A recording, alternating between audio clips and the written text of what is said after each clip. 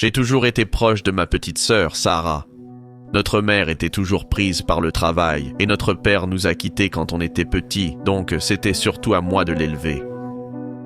Elle a 4 ans de moins que moi et cette histoire s'est passée quand j'avais 18 ans et elle 14. Ma mère venait de se remarier avec un type nommé Ben qui me semblait plutôt sympa. Il ne me dérangeait pas vraiment. Il était assez riche pour aider ma mère à nous entretenir et il la traitait toujours avec respect, donc ça me convenait qu'elle soit avec lui. Sarah, par contre, ne ressentait pas la même chose pour lui. Elle évitait le regard de Ben à table chaque soir et ne lui parlait jamais sauf s'il s'adressait à elle en premier. Elle évitait même de passer par le salon pour prendre des snacks s'il était sur le canapé à regarder la télé. C'est moi qui devais aller chercher ses trucs en bas à plusieurs reprises. J'ai mis ça sur le compte qu'elle n'était pas à l'aise avec un inconnu et j'ai supposé qu'elle s'habituerait à sa présence avec le temps. Pour son 14e anniversaire, Ben a décidé de conquérir son cœur en l'emmenant au centre commercial choisir le cadeau qu'elle voulait. Je croyais qu'elle serait folle de joie à cette idée, mais elle a catégoriquement refusé de sortir avec lui sans que je les accompagne. Ben a plaisanté qu'elle devait adorer son grand frère et m'a promis que je pourrais aussi choisir quelque chose si je venais. Alors, bien sûr, je les ai accompagnés. On a déambulé dans le centre commercial, regardant des vêtements, des sacs et d'autres trucs typiquement féminins que Ben pensait plaire à Sarah. Elle n'aimait rien de tout ça. Sarah était plutôt petite pour son âge et paraissait bien plus jeune, donc presque aucun vêtement essayé ne lui allait. Pendant ce temps, je suivais simplement, attendant qu'on arrive dans un rayon avec des articles pour ados comme moi. Finalement, on est tombé sur une petite boutique d'antiquités nichée dans un coin tranquille du centre commercial. Je m'ennuyais et j'en avais marre de marcher, alors j'ai signalé ce magasin à Ben et Sarah, espérant pouvoir m'asseoir et consulter mon téléphone à l'intérieur. Ben a dit qu'une petite fille comme Sarah n'y trouverait rien d'intéressant, mais elle a insisté pour y jeter un œil puisque je l'avais suggéré. Nous sommes entrés tous les 3 dans la boutique d'antiquités et j'ai filé directement au rayon sport où des objets sportifs vintage étaient en vente. Sarah explorait la boutique tandis que Ben la surveillait depuis l'entrée du petit magasin. Finalement, elle s'est arrêtée et j'ai levé les yeux d'une carte de baseball signée pour voir ce qui avait capté son attention. Elle fixait une élégante vitrine en verre contenant divers bibelots qui semblaient dater d'au moins plusieurs décennies. Il y avait des assiettes en argent, un service à thé en porcelaine fine et quelque chose qui ressemblait à une vieille lampe à gaz. Mais la vedette de l'exposition était une poupée ancienne posée tout en haut du meuble. La poupée était vêtue comme une noble dame se rendant à des funérailles, avec une longue robe noire, des gants noirs et un voile noir translucide sur le visage. Les vêtements noirs de jais faisaient ressortir davantage la porcelaine blanche pâle de son visage derrière le voile. Quand Sarah l'a sortie du meuble et a soulevé le voile, elle a révélé une expression triste avec de grands yeux bleus qui semblaient percer mon âme, même à distance. J'ai dit à Sarah que c'était une poupée à l'air bien lugubre qu'elle tenait là. À ma grande surprise, elle m'a dit qu'elle pensait vouloir acheter la poupée. Je lui ai demandé pourquoi diable elle voudrait avoir un truc à l'air déprimé dans sa chambre. Elle a répondu qu'elle ne pouvait pas vraiment expliquer pourquoi elle l'aimait. Quelque chose chez la poupée résonnait en elle selon ses dires, en tout cas. Sarah a toujours été bizarre comme ça. Je pensais qu'elle était un peu trop grande pour jouer aux poupées, mais j'ai gardé ça pour moi et l'ai laissé demander à Ben de l'acheter. Dès que la vieille commerçante a vu la poupée qu'elle tenait, elle lui a dit qu'elle pouvait l'avoir gratuitement. Apparemment, elle essayait de s'en débarrasser depuis des années, mais les gens la rapportaient à cause de l'ambiance triste qu'elle dégageait. Elle semblait ravie qu'une si belle poupée trouve enfin un foyer permanent chez quelqu'un que son apparence ne dérangeait pas. Comme nous avons eu la poupée gratuitement, Ben a permis à Sarah de choisir autre chose dans le magasin pour son anniversaire. Elle a fini par acheter une robe bleu marine bien moins déprimante que la vendeuse disait pouvoir aller à sa nouvelle poupée, qu'elle a décidé d'appeler Sally. Moi, j'ai pris une batte de baseball en bois autographiée par un ancien joueur célèbre pour impressionner mes amis. Plus tard, cette nuit-là, j'ai été réveillé par des pleurs. Je suis normalement un gros dormeur. Presque rien ne peut me réveiller une fois ma tête posée sur l'oreiller. Mais ce bruit de pleurs n'était pas normal. Je n'avais pas l'impression de l'entendre par mes oreilles, plutôt comme si le son était projeté directement dans mon cerveau. J'ignorais comment c'était possible, mais j'ai décidé de l'ignorer pour le moment et d'en parler à Sarah le lendemain. Le matin venu, j'ai demandé à Sarah pendant le petit déjeuner si elle avait pleuré cette nuit-là. Ben était déjà partie travailler ce matin-là, donc elle était bien plus bavarde qu'elle ne l'aurait été autrement. Elle a paru surprise par ma question, mais a insisté qu'elle n'avait fait aucun bruit la nuit précédente. Elle m'a demandé si j'allais bien et j'ai simplement laissé tomber l'incident. C'était probablement juste un rêve après tout. Avec Ben absent pour accaparer la télé, Sarah a décidé de passer la matinée sur le canapé à regarder ses émissions préférées. Je suis remonté dans ma chambre avec l'intention de jouer sur mon PC toute la journée. En me dirigeant vers ma chambre, j'ai vu que la porte de la chambre de Sarah était grande ouverte. J'ai supposé qu'elle avait juste oublié de fermer la porte et j'ai voulu le faire pour elle, afin qu'aucun insecte n'entre. En le faisant, j'ai aperçu Sally assise sur la table de nuit de Sarah, avec son voile relevé. On aurait dit que des larmes rouges coulaient de ses yeux bleus, tachant sa joue de porcelaine. J'ai été choqué et j'ai claqué la porte avant de retourner dans ma chambre. Je me suis dit que c'était sûrement mes yeux qui me jouaient des tours ou Sarah qui essayait de maquiller la poupée, et j'ai tenté d'oublier ça. Cette nuit-là, je me suis réveillé au son des pleurs, mais quelque chose était différent cette fois. Je sentais aussi le poids de quelque chose sur le lit avec moi.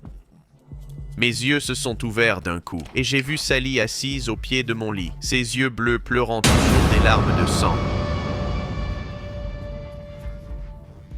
Je l'ai repoussée d'un coup de pied instinctif hors de mon lit. Elle est tombée de mon lit, mais au lieu du bruit de porcelaine brisée, j'ai entendu un grand bruit sourd suivi de petits pas précipités sortant par la porte ouverte de ma chambre. J'ai saisi la batte de baseball que Ben m'avait offerte et j'ai foncé hors de ma chambre. J'ai juste eu le temps de voir la jupe noire de Sally disparaître derrière la porte entr'ouverte de la chambre de Sarah. J'ai ouvert violemment la porte, batte en main, bien décidé à réduire cette petite poupée en miettes. Mais ce que j'ai découvert va me hanter et me faire honte pour le restant de mes jours. Ben était dans la chambre de Sarah, assis sur son lit, la touchant d'une façon que je préfère ne pas décrire. Les yeux de Ben se sont écarquillés en me voyant, et j'ai vu rouge quand j'ai compris ce qu'il faisait à ma sœur à mon insu. L'autographe sur la batte était à peine visible sous les taches de sang après que j'ai tabassé Ben avec. Quand ma mère a entendu le vacarme et est venue dans notre chambre pour demander ce qui se passait, Sarah a fondu en larmes et j'ai aidé à expliquer ce qui était arrivé. Elle a appelé la police et l'ambulance, mais pas avant de m'avoir aidé à tabasser Ben encore plus. Au final, je n'ai été accusé d'aucun crime. Quant à Ben, il est derrière les barreaux maintenant, loin de ma famille. Sarah garde toujours Sally avec elle, et j'ai appris à tolérer le bruit occasionnel de petits pas dans la nuit. Quelques choses sont différentes chez elle maintenant, cependant. De nos jours, Sarah lui fait porter la robe bleue plus souvent que la noire, et, au lieu d'un air triste, Sally affiche maintenant un sourire content sur son visage de porcelaine. J'ai emménagé dans un nouvel appartement peu après l'obtention de mon diplôme. Ma copine est venue vivre avec moi et nous étions ravis de commencer une nouvelle vie ensemble. L'appartement était grand mais vide, presque sans meubles, alors on a dû faire beaucoup d'achats pour le remplir. En tant que jeune diplômé avec des emplois de débutant, on devait chercher les options les moins chères pour notre logement. Les boutiques d'antiquités et les magasins d'occasion sont devenus nos lieux préférés pour trouver des meubles. Un jour, dans un magasin de menuiserie d'occasion, un panneau a attiré l'attention de ma copine pendant qu'on cherchait une table basse. C'était une affiche en papier sur un petit meuble orné qui annonçait un prix ridiculement bas. Je ne suis pas artisan, mais même moi, je voyais le travail minutieux nécessaire pour sculpter les motifs floraux sur ce meuble. Même dans un magasin d'occasion, il aurait dû facilement valoir 3 fois le prix affiché. J'ai demandé au vendeur pourquoi c'était si bon marché et il m'a dit que c'était un peu défectueux. Je lui ai demandé ce qu'il voulait dire par là. Il a expliqué que la clé du meuble manquait, donc il était pratiquement inutile, sauf comme objet décoratif. Ma copine m'a tapé l'épaule et m'a dit qu'elle pourrait sûrement crocheter la serrure si on l'achetait. Quant à pourquoi elle s'est crochetée, disons juste qu'on a traîné avec les mauvaises personnes au lycée.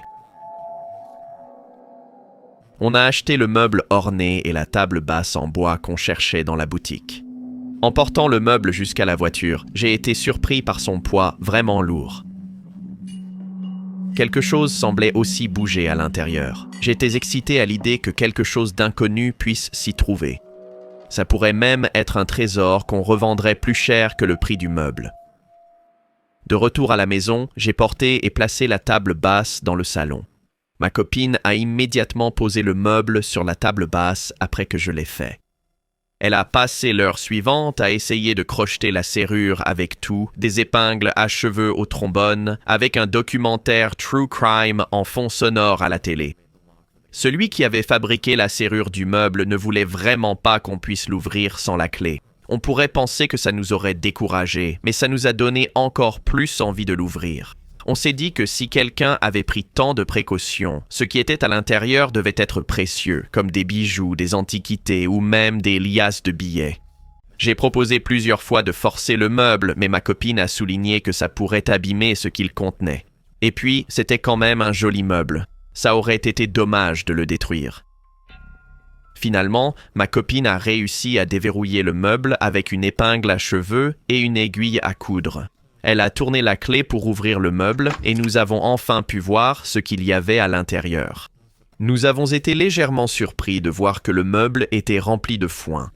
Après avoir enlevé quelques poignées de foin, nous avons découvert ce qu'il cachait. Sous le foin qui servait probablement de protection se trouvait une petite bouteille non ouverte de vin rouge. La majorité de la bouteille était en verre vert transparent, mais le col était décoré d'argent finement ciselé. Sans étiquette, mais vu l'apparence de la bouteille, ça devait être quelque chose de très raffiné. Ma copine et moi avons échangé un sourire. Après une journée à chercher des meubles d'occasion et à forcer une serrure complexe, nous avions besoin d'un verre. J'ai pris 2 verres à vin et ma copine a ouvert la bouteille avec un tire-bouchon. Nous avons immédiatement regretté notre décision. Une odeur nauséabonde, mélange d'urine de chat et de fruits pourris, a envahi l'air dès que le bouchon a été retiré. J'ai réprimé l'envie de vomir. Ma copine, qui tenait la bouteille, l'a immédiatement posée et est allée aux toilettes vomir. Je l'ai rejointe quelques instants plus tard. Après avoir vidé nos estomacs et nous être calmés, nous avons partagé un rire autodérisoire entre nous. C'était une bouteille de vin qui était enfermée dans une armoire probablement centenaire. On a joué à pierre-papier-ciseaux pour décider qui devait aller au salon vider la bouteille. Et, bien sûr, j'ai perdu. J'ai retenu mon souffle et pincé mon nez d'une main tout en saisissant la bouteille par sa base pour la vider dans l'évier. Le liquide que j'avais d'abord pris pour du vin rouge était noir et visqueux, s'écoulant lentement avec une consistance presque boueuse. Une fois la bouteille vidée, j'ai ouvert toutes les fenêtres, pris une grande bouffée d'air frais dehors, puis je l'ai nettoyée. Malgré son contenu, la bouteille est restée jolie. J'étais certain que l'argent décorant son col vaudrait quelque chose chez un prêteur sur gage. J'ai prévenu ma copine quand la voie était libre. Nous avons posé le meuble désormais vide sur le comptoir de la cuisine. Nous y avons mis notre propre bouteille de vin et l'avons laissée là. Le lendemain, nous sommes allés acheter des meubles à nouveau. Quand nous sommes rentrés et avons déchargé nos achats, nous étions épuisés. Ma copine m'a suggéré d'ouvrir la bouteille mise dans le meuble la veille. Dès l'ouverture, la même odeur rance est revenue avec une vengeance. Bizarrement, le vin de notre bouteille neuve était devenu pourri, comme celui du meuble. J'ai vidé la bouteille dans l'évier, et comme la veille, c'était un liquide noir visqueux. Une fois l'odeur dissipée, on s'est assis pour parler de ce qui s'était passé. On a conclu que c'était le meuble qui avait gâté notre vin, aussi étrange que ça paraisse. Cela dit, c'était un joli meuble qui pourrait se vendre à bon prix, alors nous avons décidé de le mettre en ligne pour faire un peu d'argent rapide. C'est peut-être égoïste, mais nous avions besoin d'argent et doucions que quelqu'un soit assez bête pour boire du vin gâté par ce meuble vu son odeur infecte. Le lendemain, nous nous sommes réveillés avec la même odeur rance d'urine de chat et de fruits pourris. Dès que l'odeur a frappé nos narines, nous avons fui l'appartement pour le couloir, seulement pour y trouver la même puanteur insupportable. La plupart de nos voisins étaient aussi sortis de leurs appartements. Ils avaient tous l'air sur le point de vomir. Une foule s'était rassemblée à la réception pour se plaindre de l'odeur. J'ai entendu un voisin dire quelque chose à propos de l'eau qui devenait noire. J'ai couru à mon appartement, me pinçant le nez, et j'ai ouvert le robinet de la cuisine. Et en effet, un liquide noir et nauséabond s'est mis à couler. Dans notre panique, ma copine et moi sommes allés en ville avec le meuble dans notre coffre. On est allé au prêteur sur gage de l'autre côté de la ville, et l'avons vendu à peine plus cher que notre achat. Même le vendeur semblait surpris de notre empressement à accepter son offre, mais n'a posé aucune question. L'eau de l'appartement est restée noire et nauséabonde pendant quelques jours avant de redevenir normale. La police est venue examiner la substance noire, craignant un cas d'empoisonnement collectif. Je n'ai appris les résultats du labo de police que bien après la disparition de l'eau noire. Selon eux, des traces de sang humain et d'organes liquéfiés ont été trouvées dans cette substance noire. L'enquête continuait, mais la théorie principale était qu'un égoutier serait mort au travail et ses restes auraient contaminé l'eau. Mais moi, je sais ce qui s'est vraiment passé. Aujourd'hui encore, je regrette de ne pas avoir détruit ce meuble quand j'en avais l'occasion. Le prêteur sur gage m'a dit qu'il l'avait déjà vendu quand je suis revenu pour le racheter. Si jamais je le retrouve, je le brûlerai une fois pour toutes. Peut-être qu'alors, l'esprit tourmenté qui y réside pourra enfin trouver le repos.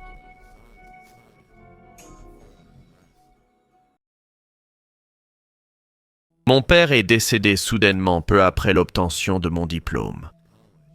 Selon la police, il est mort dans un accident de bateau sur le lac derrière sa maison.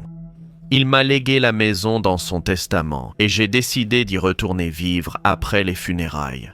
Je comptais prendre mon propre appart après mes études, mais je ne pouvais pas laisser ma maison d'enfance à l'abandon. Dès mon arrivée, j'ai tout de suite remarqué tous les changements que la maison avait subis pendant mon absence. Les photos de ma mère qui ornaient les murs ont été remplacées par celles de la femme que mon père a épousée après sa mort. Je ne l'ai jamais aimée. Elle était trop prétentieuse et pensait mériter tout ce que mon père pouvait lui donner. Ce qu'il voyait en elle, je ne le saurais jamais. J'ai décidé d'enlever toutes ces photos des murs de la maison. Si je devais deviner, elle a sûrement insisté pour que toutes les photos soient d'elle et parfois de son chat.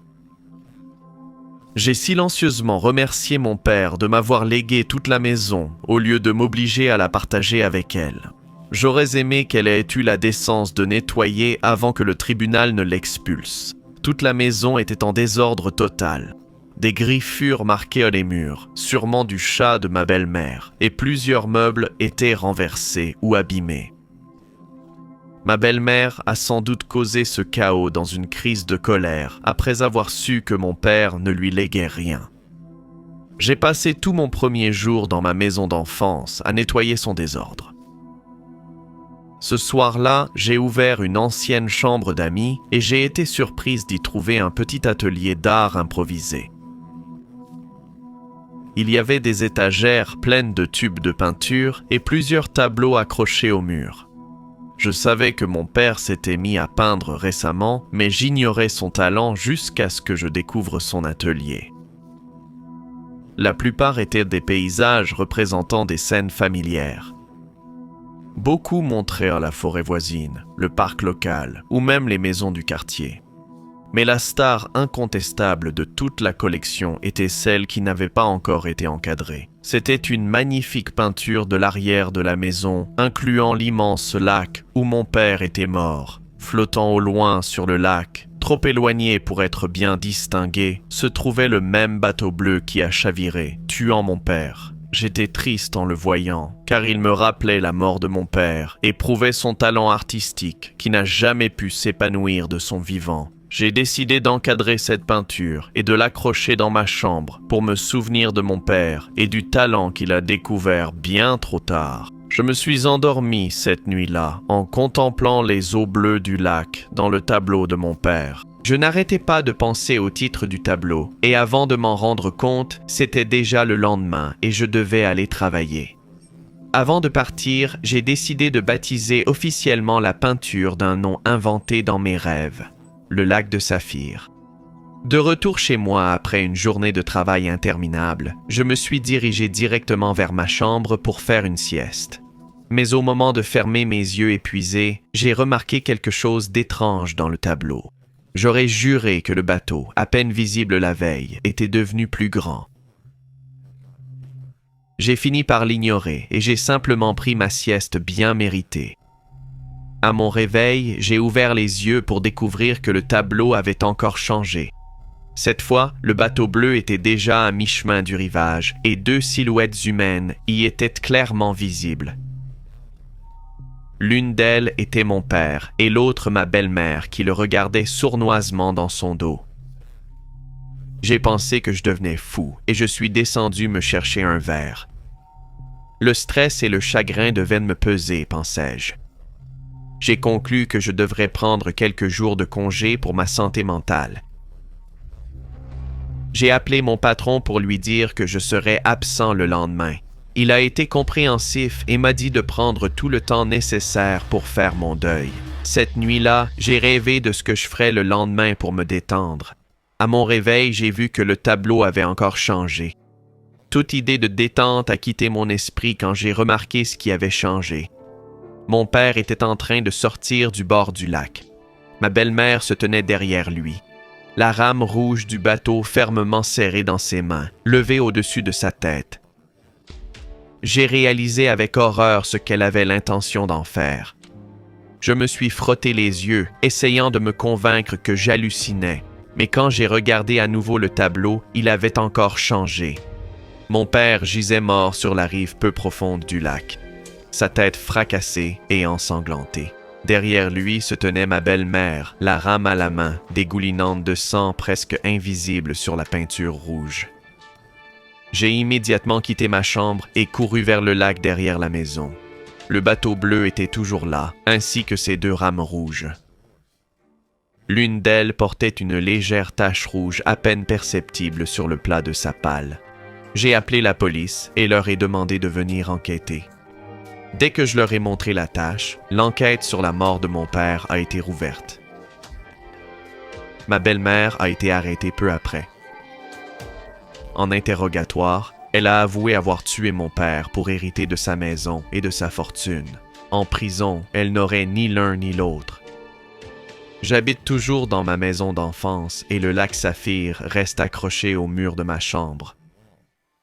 Il ne change plus désormais. Maintenant, seule la silhouette de mon père est visible, me souriant doucement.